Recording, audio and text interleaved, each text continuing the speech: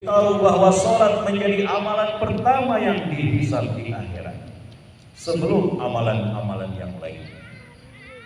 Hal ini menjadi penting untuk diperhatikan oleh setiap muslim untuk tidak meninggalkan sholat 5 waktu, karena sesungguhnya sholat 5 waktu itu adalah perdagangan dengan Allah yang tidak merugi, tijaratan lan tabur. Setan dan antek-anteknya begitu kuat menggoda setiap muslim untuk meninggalkan sholat. Karena itu kita memohon kepada Allah, bisa dengan menggunakan doa Nabi Ibrahim, Rabbi ja'alni muqimas sholat wa min dzurriyyati rabbana wa taqabbal. Setiap orang tua mengawal sholat putranya, jangan sampai putra putrinya meninggalkan sholat. Karena sholat menjadi sarana untuk mendapatkan tambahan pahala bagi orang tua di alam kubur kelak.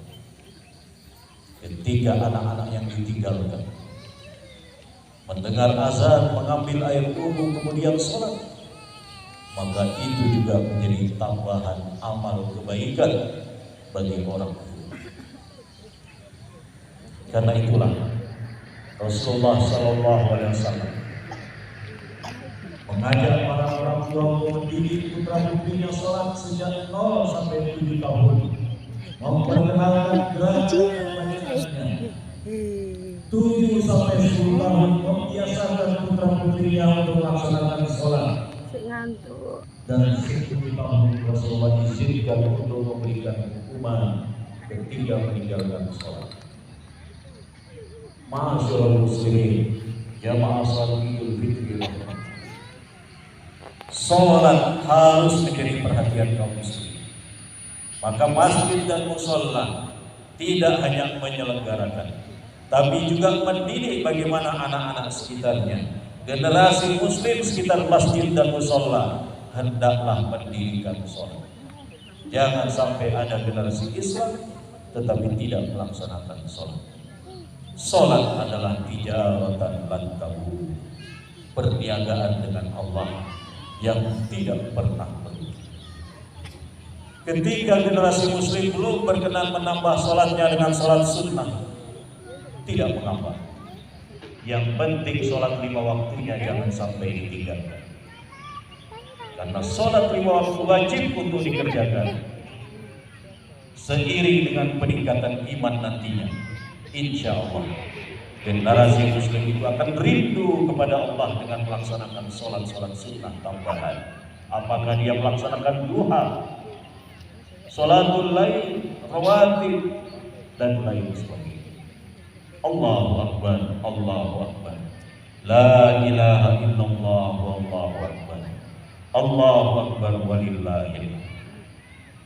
Yang ketiga, perniagaan yang tidak pernah merugi karena berniaganya dengan Allah adalah berinfak di jalan Allah.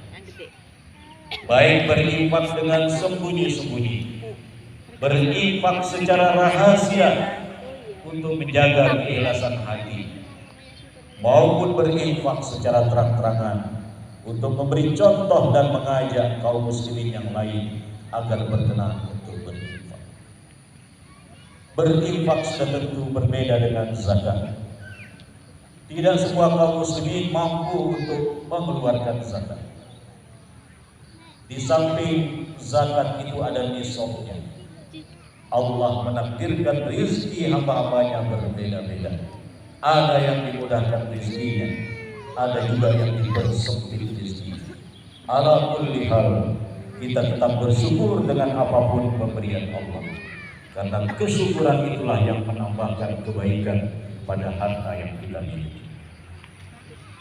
Rasulullah SAW pernah memberikan pernyataan yang mengejutkan para sahabat. Beliau mengatakan, "Sabaqa dirhamun mi'ata alfi."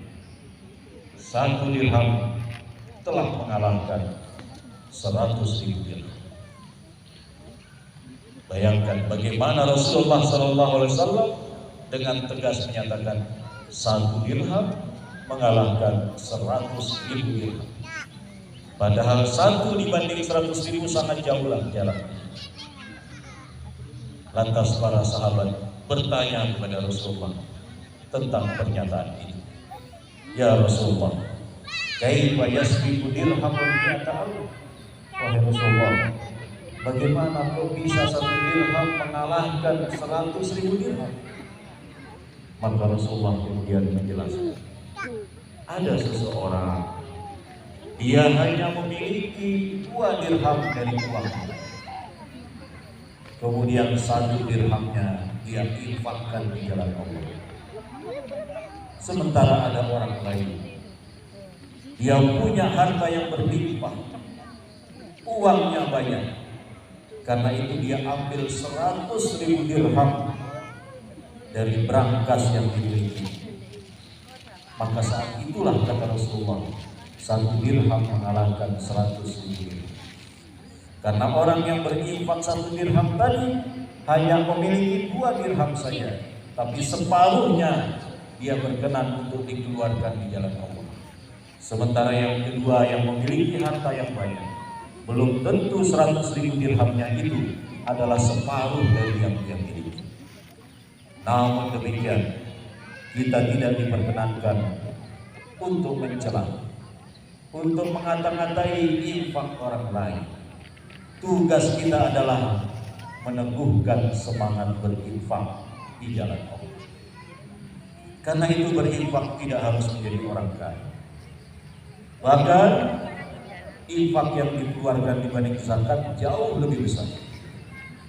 Kalau zakat, seseorang memiliki 100 juta misalnya, dan kepemilikan itu sudah setahun, maka dia wajib mengeluarkannya setelah berlalu setahun itu hanya 2,5%.